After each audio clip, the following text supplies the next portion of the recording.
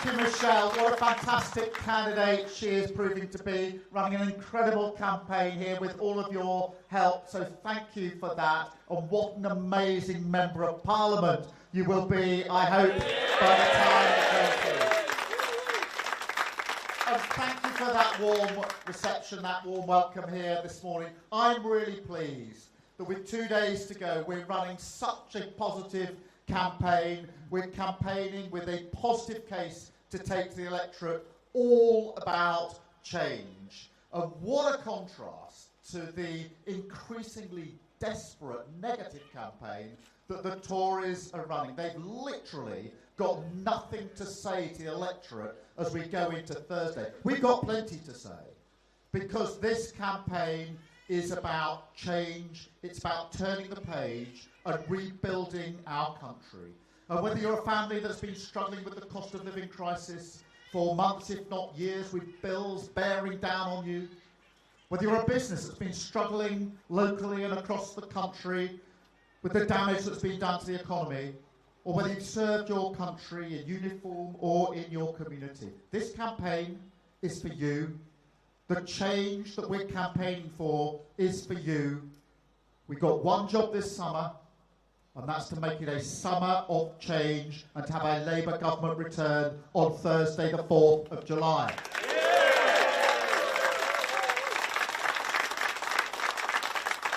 And we're able to be so positive because we have changed our Labour Party. We pushed gesture politics to one side, and we proudly say country first, party second. That is the change that we brought about in our party. That is the approach we take to this campaign, and we are asking for the opportunity to change our country for the better and put it back in the service of working people. That is what this is all about. And the contrast could not be starker. Because believe you me, if you don't vote Labour on Thursday, if you vote for the Conservatives or anybody else, then we could end up on Friday morning with 5 more years of the same. We've had 14 years of chaos and division and failure. And have you seen anything in their campaign that suggests that they've changed? Chaos and division and failure. I'd add with a big N, negativity. Negativity as we go into the last 48 hours. But that's what will be back on Friday morning if we don't persuade people of the case for change. And forget the polls. You all know in constituencies like this, every single vote counts. Many constituencies will go down to just a few hundred votes either way on the day. So every vote has to be earned. It's out there to be earned. And we have to work our way through till 10 o'clock on Thursday evening, making the case that if you want change, you have to vote for it. And I do believe the country wants change.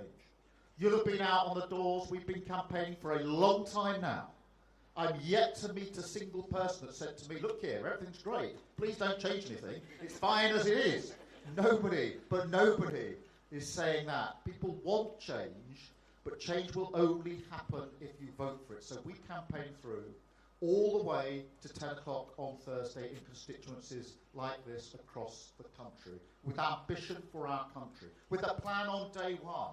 We'll roll up our sleeves and get on with the urgent work that's needed, setting up those 40,000 extra appointments in the NHS to get our waiting list down, recruiting the 13,000 police officers that we need in our neighbourhoods, making sure we've got the teachers in our schools so that every single child, whatever their background, whatever their circumstances, gets the chance that they need to go as far as their talents will take them, as we rebuild our country, with the NHS not just back on its feet, but fit for the future. With GB Energy, a new publicly owned energy company, keeping your bills down for good with energy security and the next generation of jobs. And making sure that across Britain people are better off. Living standards are going up. People feel better off because their public services are working. The NHS is working as they would expect, as they're entitled to. That is the choice at this election.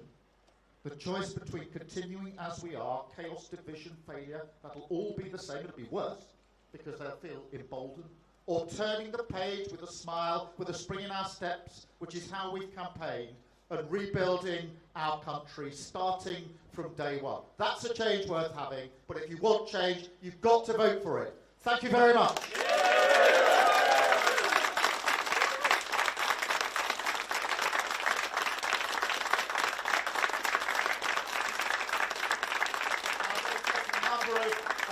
Media questions, so we'll just do that and then we can mingle. So I'm going to take the BBC first, I think. Yes. Hi there, Jess Parker, BBC News. Sir Keir Starmer, imagine that you are Prime Minister on Friday. You walk through the door of Downing Street. What is the very first thing that you do? The very first thing I do is change the mindset of politics, and the mindset needs to be politics of service.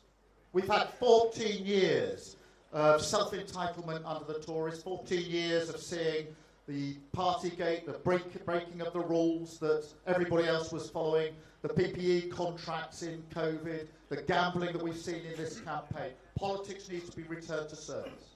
And that is the first thing that we have to do on day one. We've got our first steps. We will start our work on the waiting lists, on the police we need, on the teachers we need, on the border security we desperately need, but returning politics to service, where we can, as we've campaigned, say it is always, always country first, party second. Thank you very much. I will now go to Sky. I'm sorry, Carl, I couldn't do it either way around. The cost of living crisis is eased because Europe is still reliant on Russian gas imports. UK companies are still facilitating the trade through insurance and ownership. Would you toughen sanctions to clamp down on British companies that facilitate this trade? Well, we do need to have a clear framework in place when it comes to trade. But what I would say, you started with energy.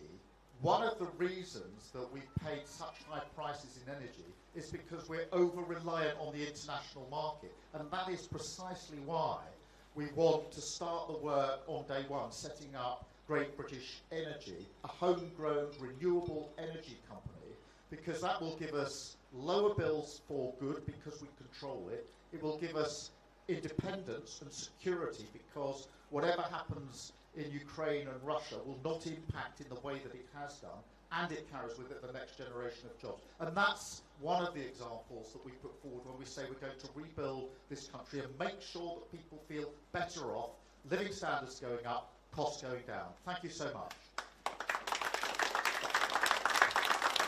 I'll come to ITV, Carl. I'm sorry if I mucked the order up there, but apologies. Perfectly all right. Are you concerned about reports that people have not been getting their postal votes in time to take part in this week's election? And also, I wonder if I could have your response to Conservative claims that spending time with your family on a Friday evening would make you a part-time Prime Minister. Well, look, on the serious part of your question, which was the first part, I am concerned about the postal ballots because it is really important in this election that every single person has the ability to vote, and I hope vote for change. And so I think it's on all of us, on a sort of non-party political basis, to say we must do everything we collectively can to ensure that those ballot papers get to people and they can fill them in and have the vote to which they are entitled, so that the country can move forward with the change that I hope will be delivered at this election.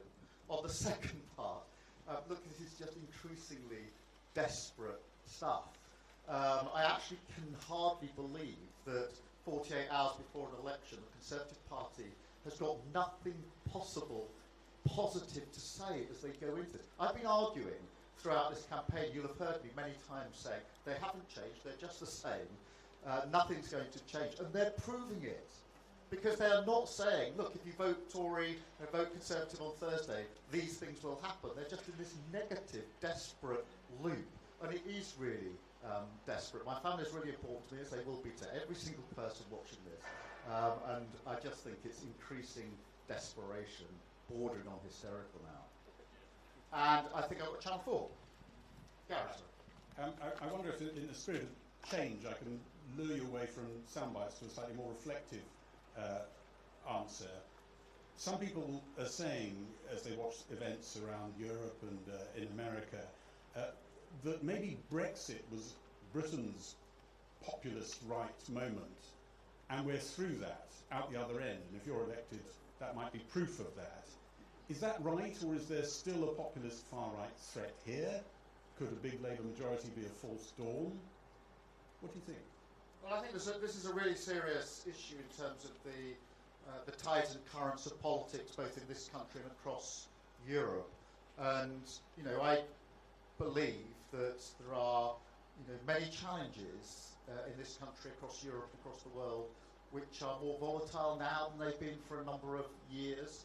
And within that has been a loss of confidence in politics itself as the answer to those challenges, a sort of disaffection. I believe that progressive parties, our party and other parties and governments across the world, are the answer to the challenges that the world faces. But we do have to understand why people have lost faith in politics. And I think if you look at the last 14 years in this country, you can see why. Because those party gates, they're breaking the rules that were imposed on the rest of the country, was a real moment of trust with the electorate, as were the PPE contracts, handed out at great expense to the taxpayer, as was the first instinct of so many of the Conservatives when there was to be an election, which was not how do I take my message to the country, but how quickly can I get to the bookies. This goes really deep into the psyche, and that's why the change that we hope to bring about in this election to return politics to service is so important for the future of our country, but also so important to the point you put to me, which is how do we take on the sort of populism and nationalism that is taking hold in some places, and we can see that in Europe and other parts of the world. So there's a really serious political challenge here that we have to rise to, and that's why the first answer I gave in relation to the first change will be to return politics to service and ensuring that we have progressive answers to the challenges we face. Thank you all very much indeed. We've got a bit of time to ourselves now. Thank you.